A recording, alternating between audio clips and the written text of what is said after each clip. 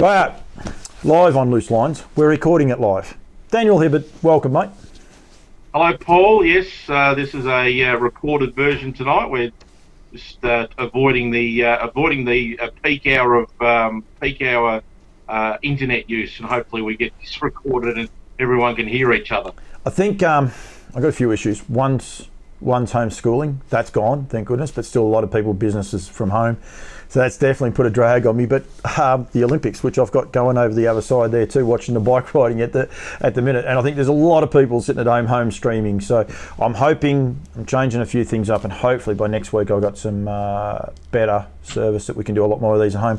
Personally, I'd love to be out and about doing them in person. Catching up with people would be a lot better as well. But anyway, that doesn't happen. How's your week been, mate? It's been a busy week at work, and it's going to be busy few days and couple of weeks coming up with some calling. A lot of jobs on in the next couple of weeks, so looking forward to calling tomorrow at the dogs here at Shep, Bendigo Friday, and then another one on Monday. So getting a bit more busy again. Right, Charlton Harness Racing Club. Andrea Gorman dobbed me in to be the guest tipster this week. I might have dobbed you in. There is one proviso: you've got to be a member. So poor old Dad's going to get hit in the hip pocket by the sounds of things. But he might have to pay it for. But I encourage anyone to become a member of the Charlton Harness Racing Club. That's half the reason we do these things, is to promote what they're doing. You were there for the 4th of July thing. They do a great job. They're having guest tipsters, so people tune in to Trots Vision, which we want people to do. That was the idea of this show, was to be able to coincide with it. You're about to tell me who wins race number 1. Instead, it should be race number 4 should nearly be the first one we should be highlighting. So a little bit of a tricky situation, but I'm actually going to tip in race 4. I'm actually going to tip a little bit of a local for the area. Was a local there for a while with Majestic Achiever for the Ainsworths. I think they're doing a great job actually at the minute. Their trotters are just trotting terrific. And if this horse hadn't galloped last start, I think he would have been thereabouts. He was thereabouts to start before. He's due for a change of luck. Gets a good draw. Gets a winnable race, I think. And I think he's $7. So I've had the $25 on the nose at $7. So if he gets up, I'll be pretty happy, and so will the Charlton Harness Racing Club, mate. But make sure you become a member, and don't forget to tune into thetrots.com.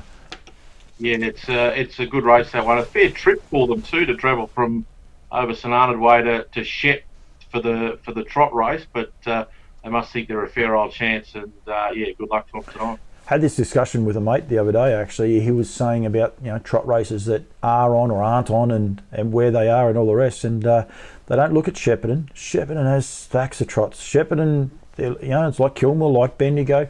Maryborough is clearly the home of the trotter, but they race consistently good trots, and they have good trot races all the time. So I think there's 3 or 4 trot races on tonight, I think, from memory. So there's a couple. I might be wrong for once. There's a race 6 is a trot, race 4 is a trot.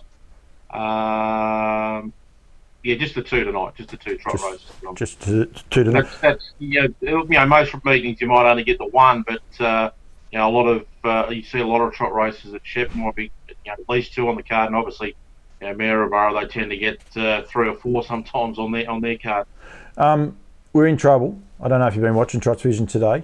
One, they're picking on my hat. I must say, good hat. I like the white hat, much neater than the other one. But Dave Miles is he's broken a wing, so he's decided, well, I can fill in and do a better job. He's put the pressure on us, mate. And he's tried to look like you too with that hat, with the hat on as well. So I think that's a really good move. I think it's a really good option. Obviously, Dave's out of the card at the moment, and with after that injury at Maryborough, but I mean it's a good insight. Certainly, from a technical point of view, he can give a bit of insight into why drivers make particular decisions and things like that. So look, it's a really important tool that we've got, Trots Vision, and it's got different options that we can use with it, and this is just one of them, and it looks like it's going to prove really positive. Strategic plan came out the other day, and there's a change, or there's big push for Trots Vision, and the way they're going to go, it's going to go 24/7. So there'll be something on there all the time, which I think will be really, really good for people to be able to, I suppose, take in what they like and the likes. I suppose the strategic plan, we can talk about it for a sec. There wasn't a lot to it. It's more or less gearing for the future and I suppose placing for the future with Trot's visions and those types of things. At least it wasn't bad, I suppose. That is the one thing about it. I'm going to try and catch up with Dale Brown for an interview in the next week or two and just try and highlight a few of those things. But overall, your impressions of it, Daniel? Yeah, I mean, there's not a lot to it. I mean, it doesn't go into a lot of detail in terms of, I think there's probably a lot of people out there looking for dollar figure information, and there wasn't that detail in it. But it gave us an idea of what direction the board and that are looking at taking the sport, what some of their goals are and what they'd like to achieve. And I think that's important.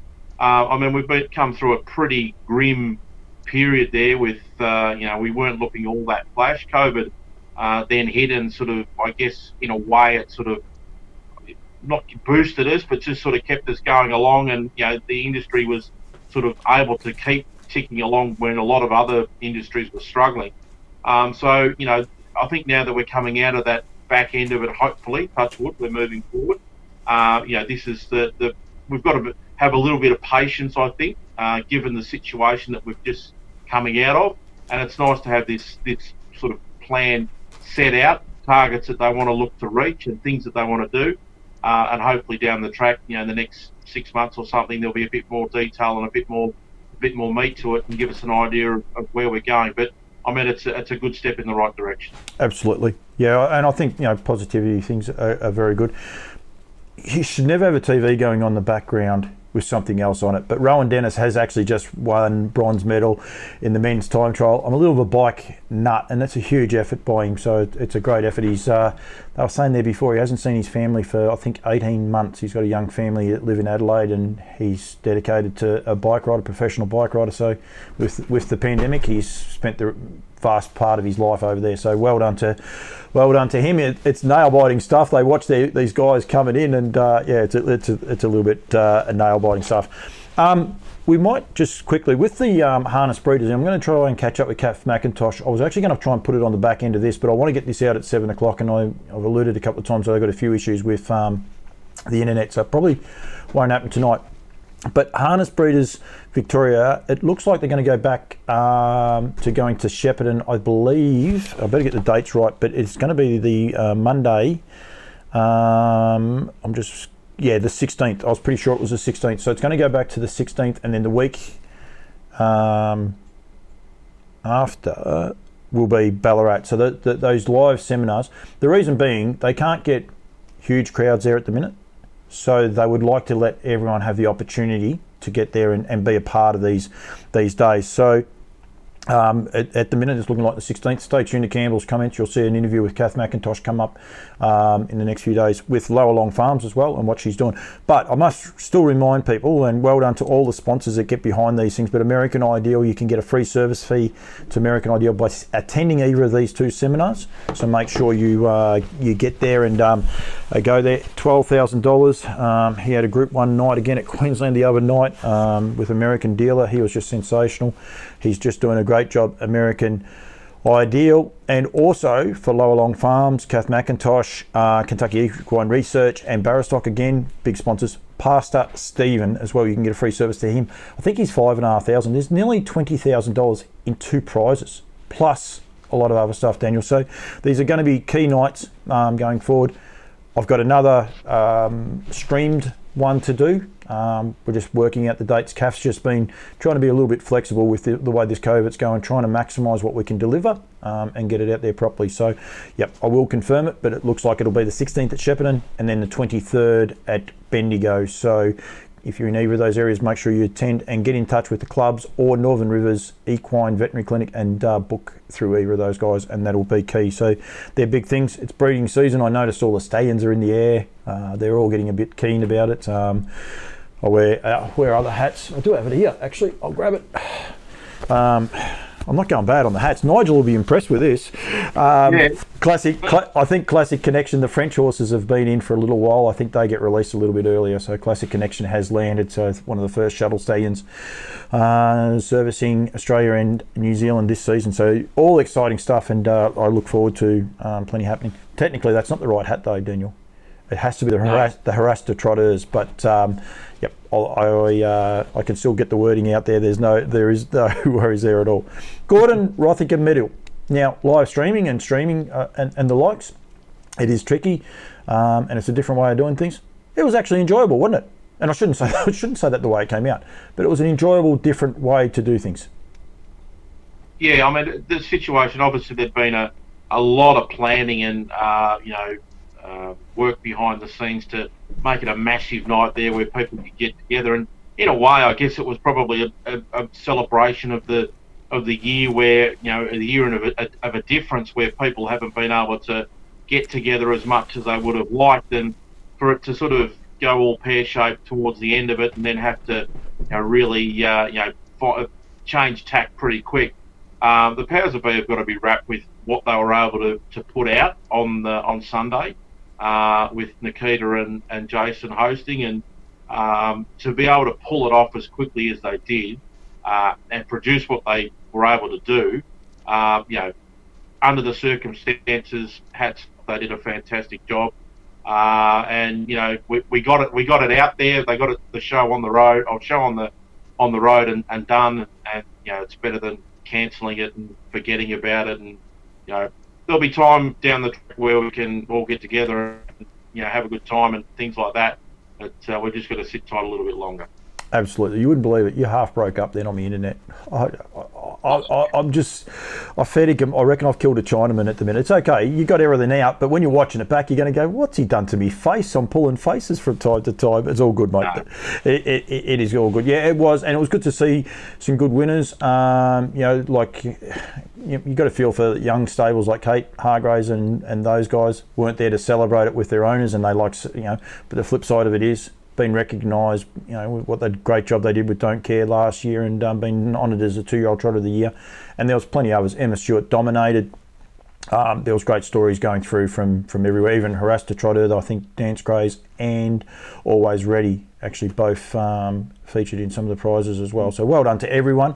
And I think it for what it was, I think it was very, very well done. It's just one of those frustrating things. I think we all agree that we couldn't be there and have a little bit more fun that way.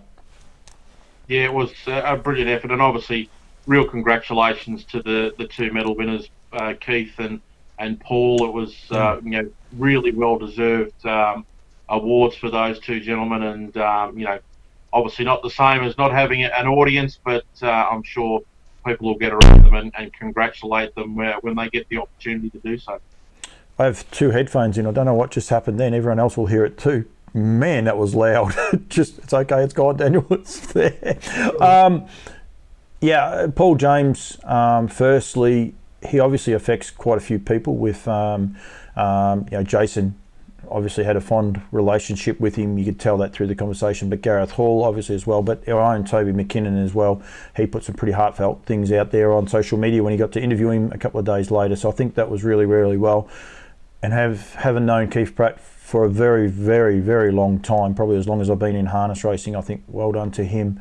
And he did a great job under the circumstances. He did a very, very good job because he lost his Barbara, his life partner, I would say 6 months ago, unfortunately, and a little bit of a shock to Keith and all the rest. So he did a great job underneath the circumstances. And I was telling someone, I remember Praddy's horse, and I think I'll get it. I won't even try. Taylor will tell me which horse. Hopefully she'll write it in the tags here. Used to eat sandwiches, and when they used to get crowds at Bendigo Trots, you'd get these big crowds, and he'd walk along, and people would have sandwiches in their handbags, and they'd pull the sandwiches out. This horse just used to love sandwiches, and he would just eat them all day. He was a character. I can't remember his name. He was a chestnut. He was the chestnut horse that Praddy had there towards the end. But he was a beautiful, beautiful horse, and it was very, very fitting, and it was. I'm glad they did too, because they actually missed a year. So I think even that part of it is well, and it's an award well worth winning, isn't it? Yeah, I mean it really highlights the pillars of the sport, and who've put in a lot of years into the industry, and to get to be recognised as a Gordon Rothicker medal. I mean, it's in a way, it's a bit like winning the Brownlow. It's held in such regard throughout our industry. Kilmore Racing Club, mate. I worked there on Saturday night, just gone, the last of the Metropolitan meetings. Beautiful meet, ripping meeting. There were some eye-catching runs. A horse called Lear was just sensational. Went like a Learjet. And Kai Valley Chief, I think, is the other one that I was very, very taken by with the Trotters handicap. They did a great job. It was Memorial Night. They do these quite regularly. I've been fortunate enough to work a few of them. The way they honoured the past on Trot's Vision, hats off to them. It was their idea, the Kilmore Racing Club, and they did an enormous job. And I want people to be aware, it is the Kilmore Racing Club, and yes, they are a racing club, but that is actually their whole. They're not the Kilmore Harness Racing Club. It's not like they're saying poo-poo, we're out of it. It is the Kilmore Racing Club, because that is their branding. They're one unit, and they want to keep growing harness racing and doing different things. And I think hats off to them. They've done a great job. I was very, very taken by it all. Yeah, it was a really good night. I mean, some of the racing was first class. A Metropolitan class meeting there, and not often that, apart from probably Kilmore Cup Day, where you get the really good races there at Kilmore. It was good to see some good results there. And you're right, Lear was quite impressive there on Saturday night. Did you see Julien? He was at the.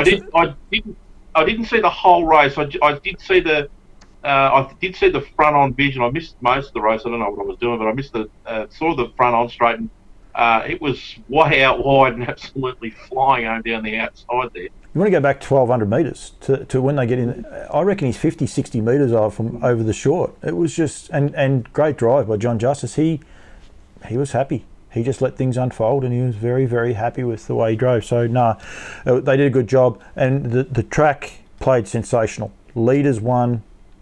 I don't know if the sprint lane won, but I don't care. Realistically, I think they could blow the sprint lane up.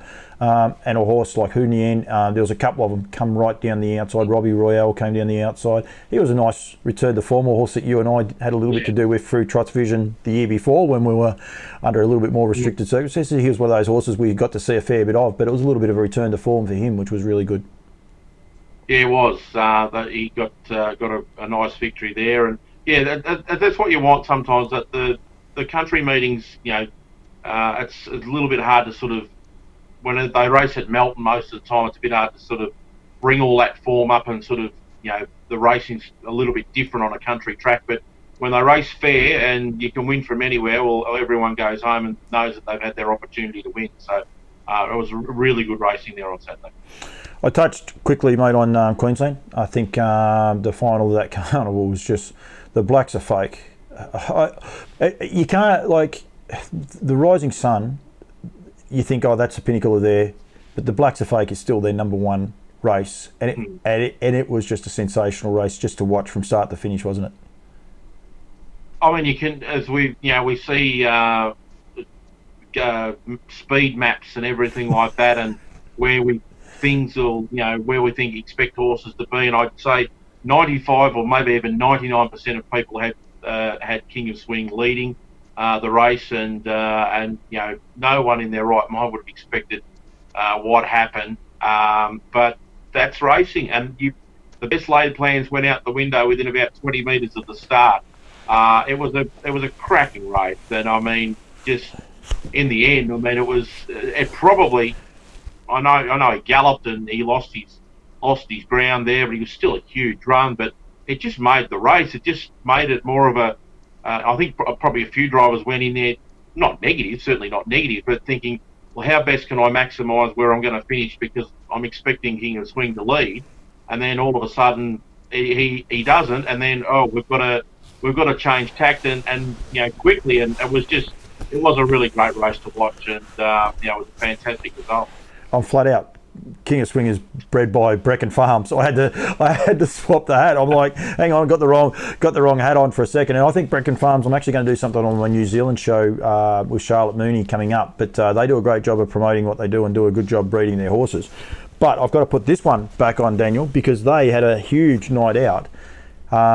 headline act, I think, was American Dealer. I think the way that he's progressed through the series has been just sensational, and then coming out and win that derby. He has been touted as going to Kevin Pizzito's, but I don't believe, Gordon Banks has told me that he'll be at Nathan Purden's. He'll be racing here in Victoria next, and he'll be with Nathan Purden, and Anthony Butt is most likely going to keep the drive, according to Anthony anyway. Go back and watch him in New Zealand show if you want to, but I think that's huge for Victorian racing. So, yeah, he'll be lining up here. He will go back to New South Wales after that, presumably do Kevin Pizzito then. But, yeah, he's a huge thing. But I wanted to touch on that little mare, because I think we watch a horse called Amazing Dream and we just say, oh yeah, she's one of the boys. You don't sort of factor it in. I think, to see what she's been able to do through that carnival is just amazing. She's won 2 Group 1s, 2 of the best Group 1s going around. The interesting part, talking to Anthony Butt, he got beat on her in a mares race. Ran 3rd. Didn't even run 2nd. Yeah. Ran 3rd. And he sort of said that he believes the horse likes a challenge and she just rises to it. It was, you looking at the results here, like she's won, 290 odd thousand in the two races, and obviously split that with the third in the Golden Girl. But I mean, just incredible performance. I mean, she's always been a super mare, but to win those 2 races, and I know, she got the luck on both occasions, being able to get in that good position, but you still got to make your own luck, and you still got to be good enough to take the opportunity, because they're running as quick as they went. Like they went 154 in the Rising Sun, and then they've gone in the 155 over the longer trip in the Blacks of Fake. So it's all well and good to get that nice trail, and you get to the top of the sprint lane. You've still got to be able to pick up and go, and she's been able to do that. That's been a fantastic effort, and well deserved. Ant said that's her trick. That's the key thing about her. She is so tractable. She can actually get put into the race where you want, and like that was Mark's driving the Rising Sun. The gap was only just there, and Mark said that's enough for me, and they put her into that position, and I think that's what makes her so dangerous. And whether she out-psychs the boys, I don't know. Gordon Banks, Mark Hanover, and a group of American guys own that horse, so you're worried that she'll be going to America. They're in no rush.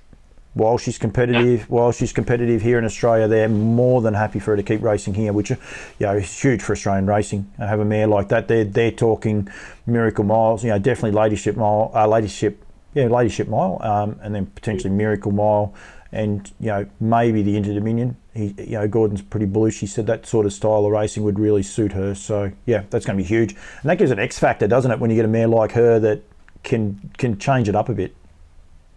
Yeah, I mean, you would think that the way she's racing at the moment, she's going to have not quite a mortgage on all the big mares races, but she's going to be extremely hard to beat, provided she draws to advantage. But the fact that she's able to race against the open males as well, and beat them, suggests that she's certainly one out of the box at the moment. And no reason to jump ship and go overseas. There's plenty of riches still available for her, and they might as well have a crack at them. Absolutely, I think it's awesome. And Gordon also alluded to that not every horse goes to America and likes it. So while she's going so good here, you'd be a fool to take her over there while there's still plenty of races there for her. I haven't got a lot else to cross off on. I want people to be aware of pacing for Pink. Marg Watson is going to do an interview with me very shortly with Kath Harris, which I'll be doing it when this has gone up, but I'll be touching with her, because I think the job that the WA have done to raising awareness for it has just been second to none. And I think Kath Harris and a few of the other people behind the scenes take a hat off and say well done, because I think they've done an absolutely sensational job. But I'm excited to get Marg on. Marg's a little bit nervous about coming on, but I'm really excited, and that interview will go up tomorrow night. But the reason behind it is they've got an online auction, and they've got some stuff signed by Jamie Carr, and also Willie Pike, a couple of hats and stuff like that. So please go to Pacing for Pink on the Facebook page. They've got a Twitter account, they've got an Instagram account as well, and you can follow the links and get involved, because it's a great cause. Next year they are going to be going the same time as what we will be, And I think we will be stepping it up. And I say we, Daniel, yourself and I, Toby, Nikita, will be doing a lot of stuff around promoting it and going forward.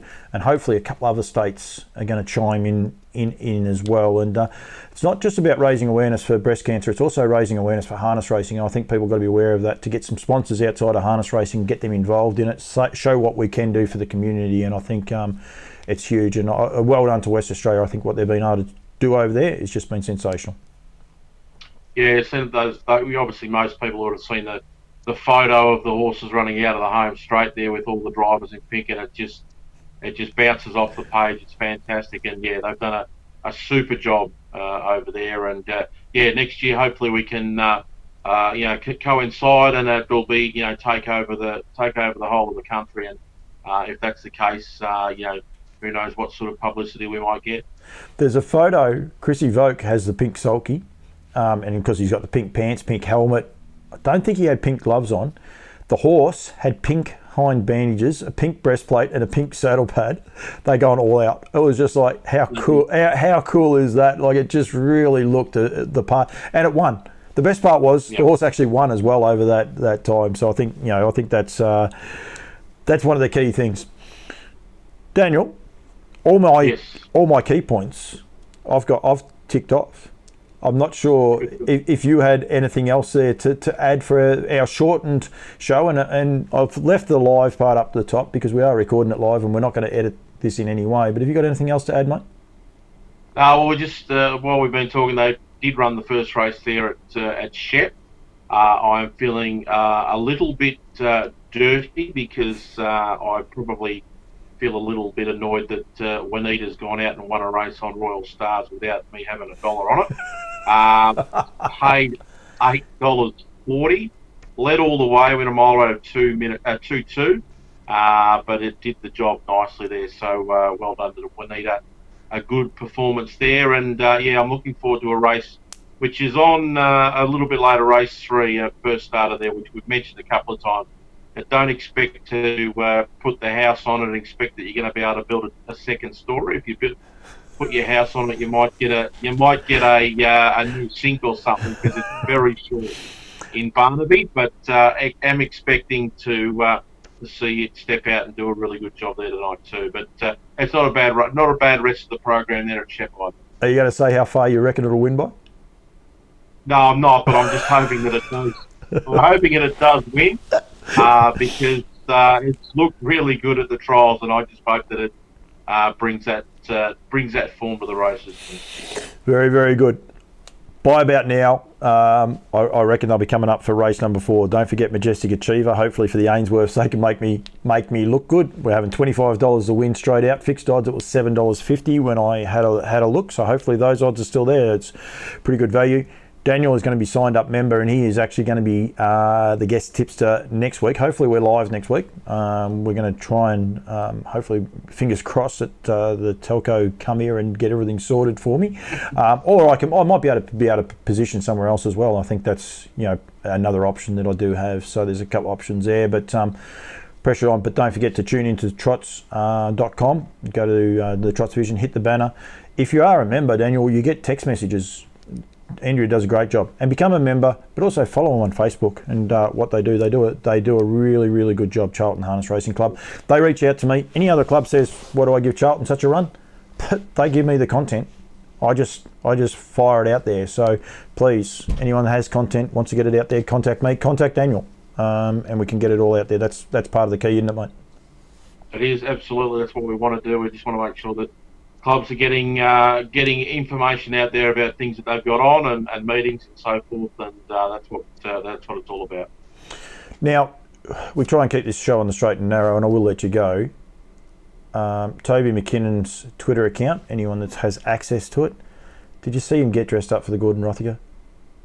Yeah, I'm glad he doesn't. I'm glad he didn't ever get dressed. Well, he didn't really ever get dressed up for. On loose lines, but I'm glad he never wore that, because it would have been a nightmare trying to record anything. Absolutely. If you've got a Twitter account, go and have a look at it. Claire, I worry about you, Claire, but that's okay. I worry for you. Sorry, not about you. I worry for you, but that's okay. he was very keen. He is on all week on SEN. He's doing a great job. So, yeah, I think he's actually on for 2 weeks because Jason Bonington's having a well-deserved holiday. So, all right, mate. Stay tuned to Campbell's Comments. We'll try and get a couple other things up and going, yourself and me, and hopefully we can get back live where it's a bit more fun and a bit more interactive. But Daniel Hibberd, thank you very much for joining me, mate. Good night.